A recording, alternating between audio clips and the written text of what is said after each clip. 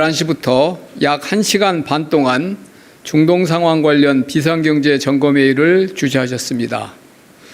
동회의에는 경제부총리를 비롯 11개 부처와 청해, 장차관이 참석했으며 구윤철 재경부 장관이 중동 상황에 따른 실물경제 영향 점검 및 범부처 대응 방안, 김정관 산업부 장관이 석유 가스 수급 및 가격 안정화 방안을, 그리고 이혁 원 금융위 위원장이 금융시장 상황 점검 및 대응 방안을 각각 보고한 후에 엄중한 분위기에서 심도 있는 토론을 진행하였습니다.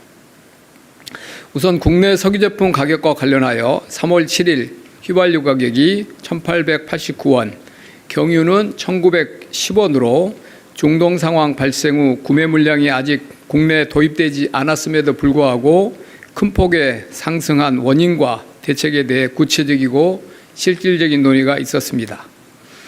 정부는 정유사나 주유소들이 가격을 올릴 때는 빨리 올리고 내릴 때는 천천히 내리는 비대칭성에 특히 주목하고 있습니다.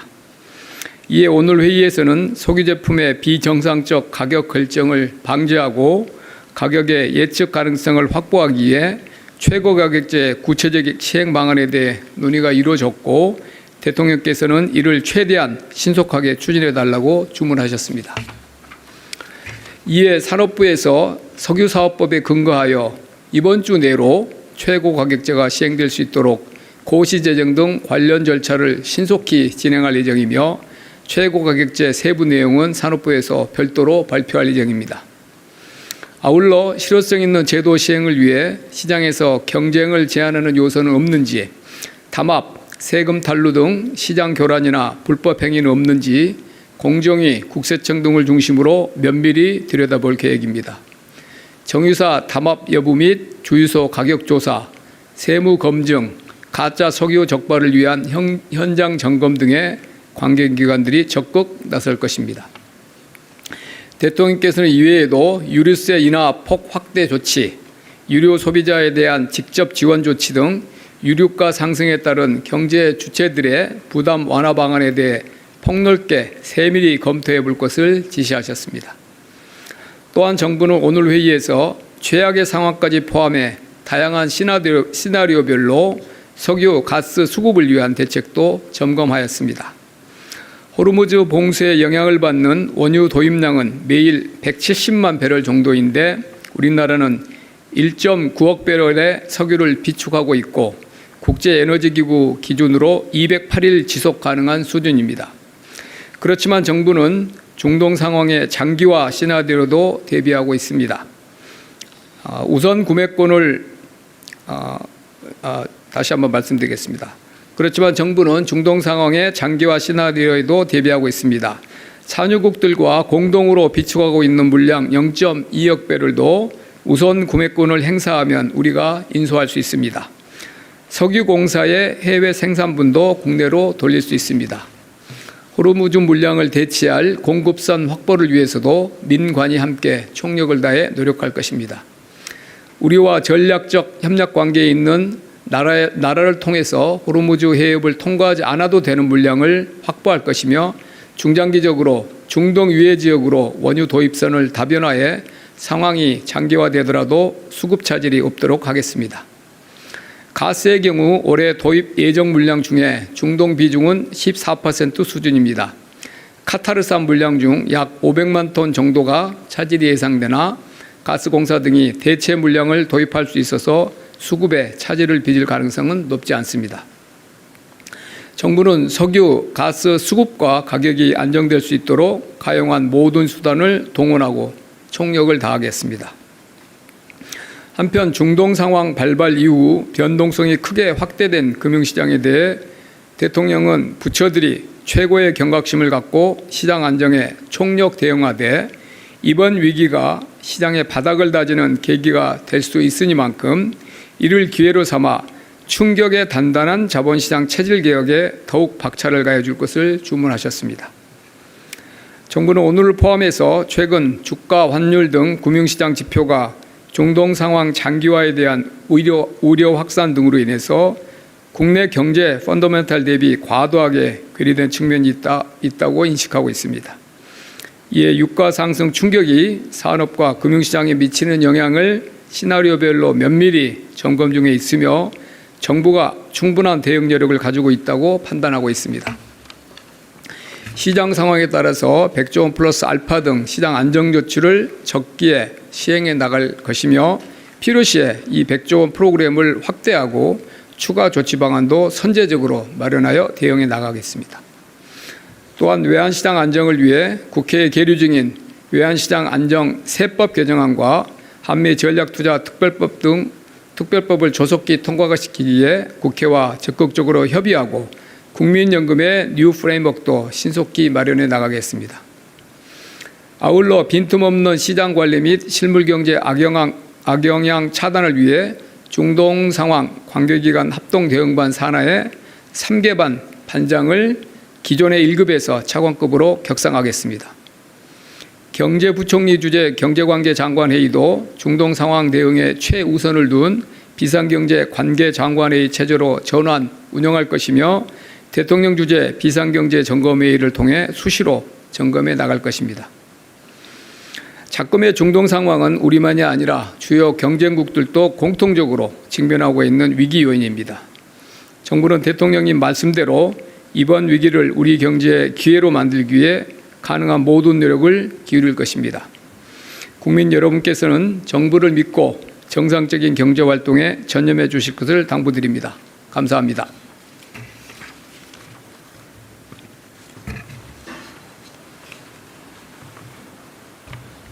혹시 질문 있으시면 제가 말씀드리겠습니다. 네.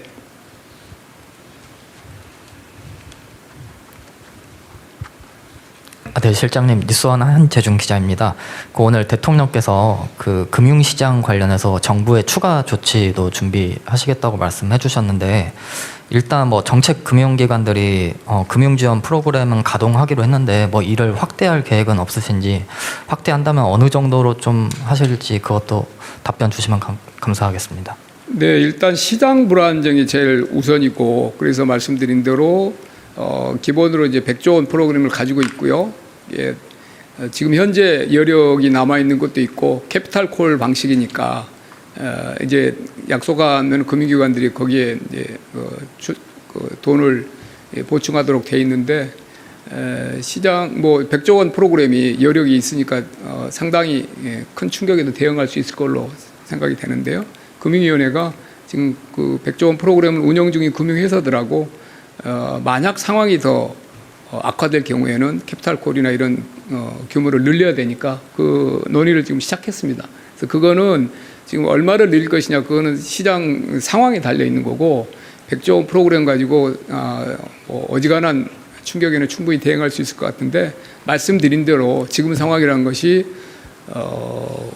최악을 가정하고도 견뎌낼 수 있는 정도로 만들어야 되기 때문에 그런 논의를 시작했다는 정도로 말씀드리고, 이 정책 금융기관들의 소요는 지금 당장 이렇게 보니까 이제 보증기관들, 뭐 중소기업 벤처부가 운영하는 그런 프로그램들 보니까 신청 물량이 뭐 약간 지금 막 충격이 막 시작됐으니까 실무 쪽은 그래서 뭐 3,500억인가 4,000억 정도 되던데요.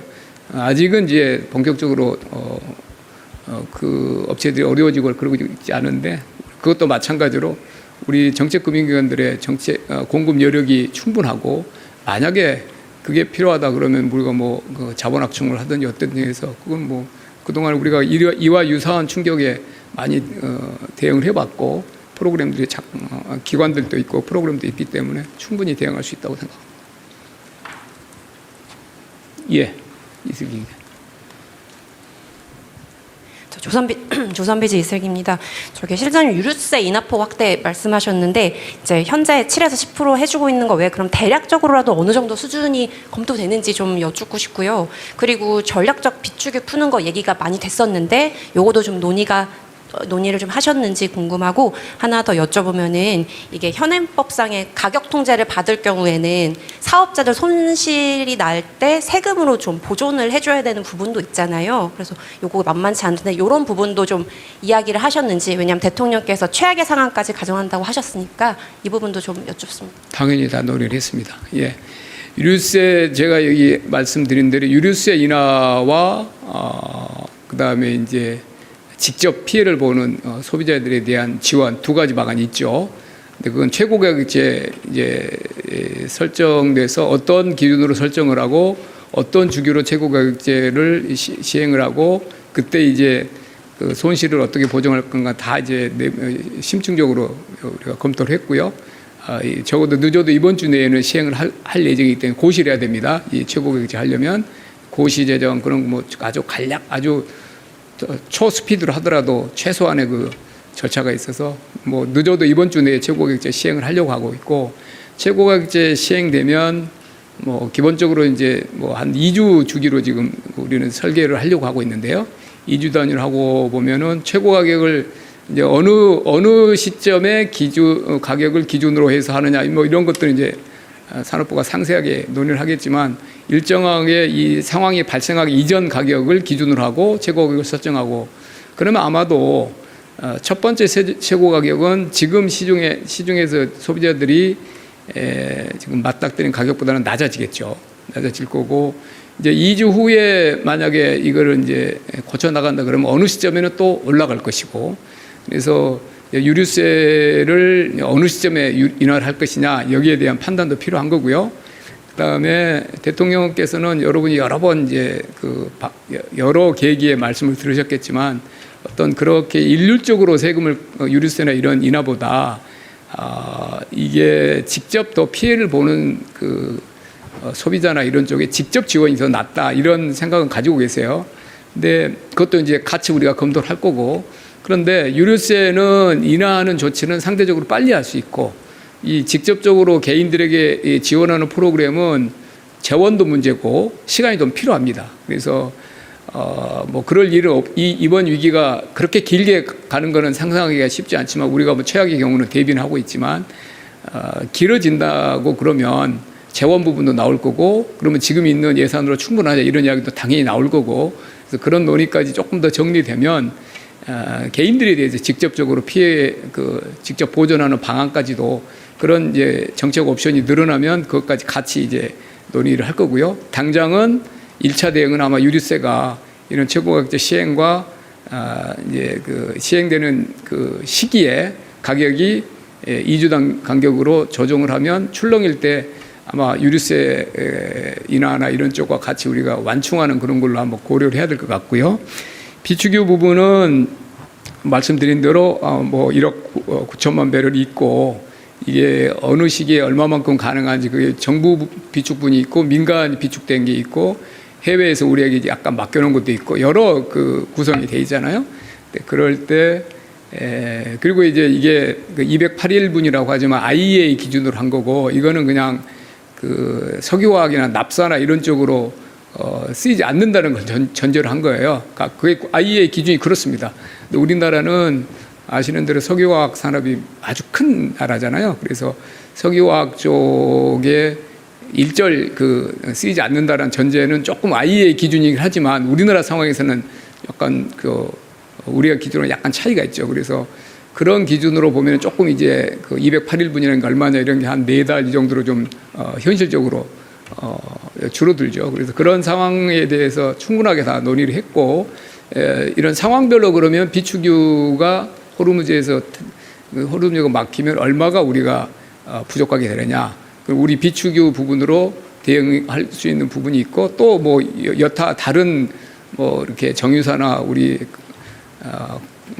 석유공사나 뭐 이런 이제 대체 수요를 우리가 확보할 수 있는 것도 현재 준비 중인 것도 보고를 했고, 그다음에 지난번에 며칠 전에 강훈식 실장이 보고했던 600만 배럴 이거 확보된 것도 그때 이제 당장 확보된 거고, 추가적으로 우리 전략적으로 협력하고 있는 국가를 통해서 호르무즈가 아닌 쪽으로 우리가 확보할 수 있는 그런 노력도 이제 외교적으로 지금 하고 있는데, 뭐 가시화되면 그런 것도 우리가 추가적으로 확보할 수 있는 물량이 되고 그런 경우를 놓고 전체적으로 우리 비축유를 어떻게 대응할 수 있느냐에 대해서 내부적으로 심도 있는 논의를 했고요.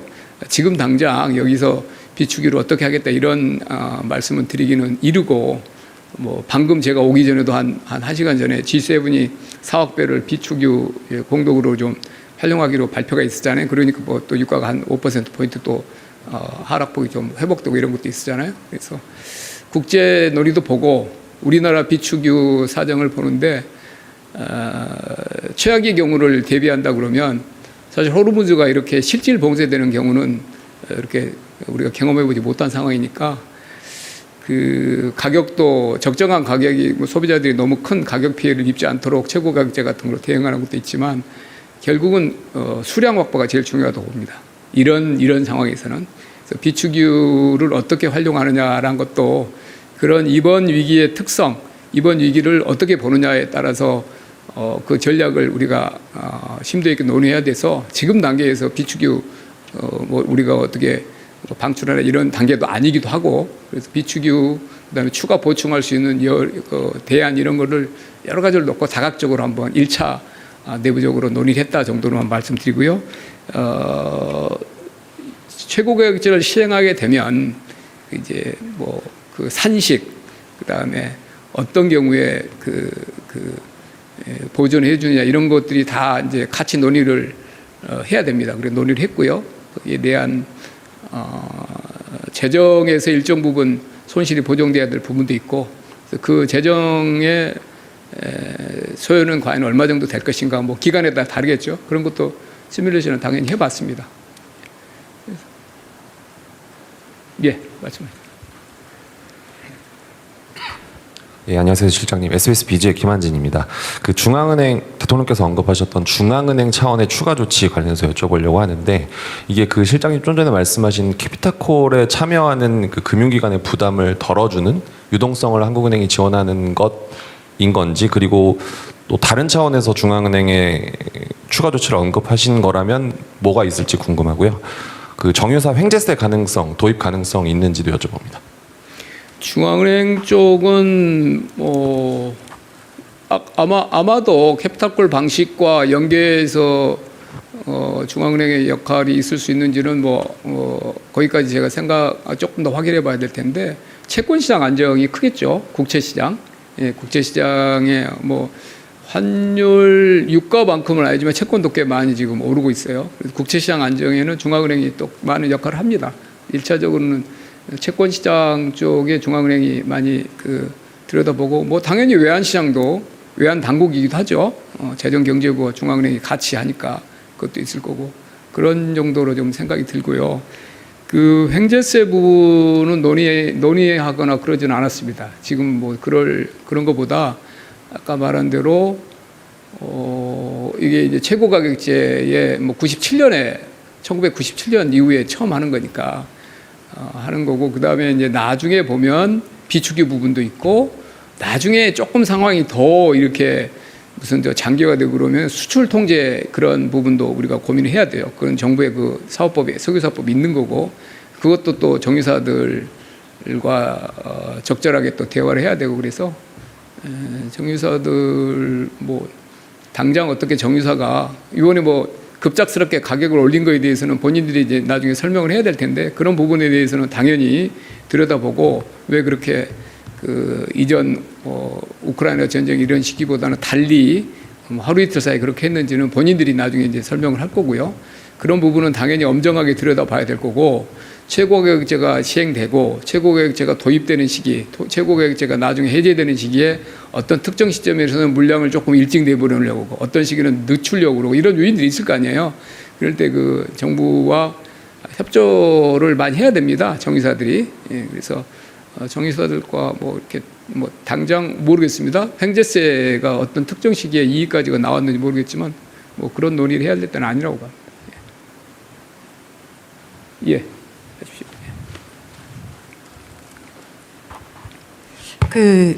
이투데이 문선영 기자입니다. 그 국내 최대 에틸렌 생산업체인 여천 NCC가 공급 중단을 선언을 했습니다. 이게 단순히 그러니까 일반 소비자들의 문제도 많겠지만은 지금 국내 석유화학 산업의 공급망에도 실질적인 영향을 미치고 있는데 이 부분에 대한 논의도 있었는지 궁금합니다. 어제 우리가 오늘 비상경제회의 준비회의를 했는데요. 어제 저녁에. 그때는 뭐 나프타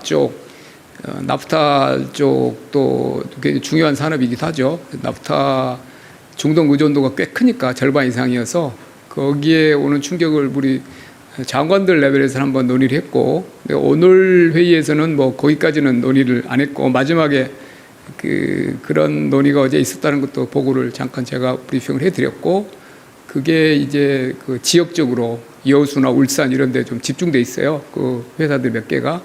거기에 따른 영향도 있다. 그리고 중동 부분이 비중이 크기 때문에 나프타 산업 자체로 보면 그 특정 몇 개 회사들은 더 한두 달 내에는 꽤 이제 더 어려움이 더 일찍 다가올 수 있다. 그런 정도로 이제 보고를 드렸고, 그거는 뭐 경제팀들이 산업부 그다음에 금융위 이런 뭐 또 석유산업 구조조정도 진행되고 있고 그래서 겸사겸사 들여다보고 있습니다. 예. 한두 분하고 가야 될 것 같은데. 네, 안녕하세요. 저는 코리아타임즈의 박지원 기자입니다. 저는 우리나라가 석유 의존이 중동에서 오는 것에 대한 의존율이 높은 편이라고 알고 있는데요. 오늘 대통령님 말씀 중에서 전략적 협력 관계에 있는 나라들을 통해서 이 호르무즈 해협을 통과하지 않고도 오는 물량 확보하기 위해서 대체 공급선 등 다변화할 거라고 하셨는데, 이 부분에 대해서 아까 말씀 조금 설명해 주셨지만 뭐 가능한 타임라인이라든지 언제 정도까지 이런 게 가능한지, 또 중동 외에 보고 있는 지역이 있다면 어디인지 좀 알려주시면 감사하겠습니다. 뭐 협상 중이고 뭐 상대방 있고 그래서 저희가 뭐 나라나 어떤 구체적 내용은 서로 또 다 경쟁이잖아요. 거기서 얼마나 지금 그 대체 루트를 확보하려고 각 나라별로 사활을 걸고 하겠습니까? 그래서 다 되면 말씀을 드리겠습니다. 그런데 그런 노력을 하고 있다. 일찍부터 논의를 했고, 좀 그냥 막연한 이야기는 아니고 진지한 이야기를 하고 있습니다. 그때 성과가 있으면 또 보고를 드리겠습니다. 여기만 하고 이제 가야 되겠네요. 예. 네, 고생 많으십니다. MBC 김정우 기자입니다. 아까 말씀 중에 재원과 예산 언급하셨는데 22년에 러우 전쟁 당시에도 유가 보조금 확대 같은 대책이 추경에 담겼잖아요. 그래서 이번에도 중동 상황이 장기화될 경우에 추경 편성이 선제적으로 앞당겨서 이루어질 수 있는지 그 가능성을 논의하셨는지 여쭙고 싶습니다. 상황 자체가 이제 최고 가격제 같은 경우가 이제 시행이 돼야 되는 상황이고, 그다음에 거기에 따른 재원도 있고, 그다음에 이제 뭐 유가나 여러 이런 사실 상당히 올해 경제 전망이 괜찮았잖아요. 이런 이제 중동 한 10일 전 상황에 비해서는. 지금은 또 달라졌죠. 이게 얼마나 지속될지 이게 뭐 알 수가 없으니까, 이러다 며칠 내에 될 수도 있고 타결될 수도 있고 그러는데, 뭐 다시 말씀드리지만 겪어보지 못한 일이 이미 일어났고, 그다음에 유가나 이런 쪽의 충격은 바로바로 우리가 매일 보고 있는 상황이고, 만약에 이게 조기에 수습이 안 되면은 이제 의미 자체가 없어지죠. 우리 전망이 새로 해야 되는 그런 상황이니까. 그러면 거기에 따른 소요들이 많이 생기겠죠. 뭐 직접 타격을 받는 산업도 있고 소비자들도 있고 여러 가지 뭐 시장 안정 조치를 포함해서. 그래서 이번 충격에 대한민국 경제가 큰 이렇게 피해를 입지 않게 잘 헤쳐나가는 게 최우선 과제가 됐고, 거기에 따라서 어떤 추가 재원이 필요하다 그러면 그건 뭐 진지하게 고민을 해야 되는 상황이 됐어요. 지금 상황이. 근데 지금 정해진 한도 내에서 한다 그러면 최고 가격제도 못 하는 거죠. 그냥 지켜볼 수밖에 없고. 근데 지금 유가나 이런 상황은 최고가격제로 대응을 해야 될 만한 상황이라고 판단이 됐고, 거기에 따라서 최우선적으로 지금 고시나 이런 걸 하고 있어서, 거기에 추가되는 재원은 우리 현재 재원으로 뭐 당장 지금 나가는 건 아니지만 그런 재원 부분에 대해서 보면은 필요한 재원들이 많이 생겼어요. 갑자기 한 10일 사이에. 거기에 대한 진지한 논의들을 좀 해봐야 될 것 같습니다. 예. 마무리하겠습니다. 감사합니다.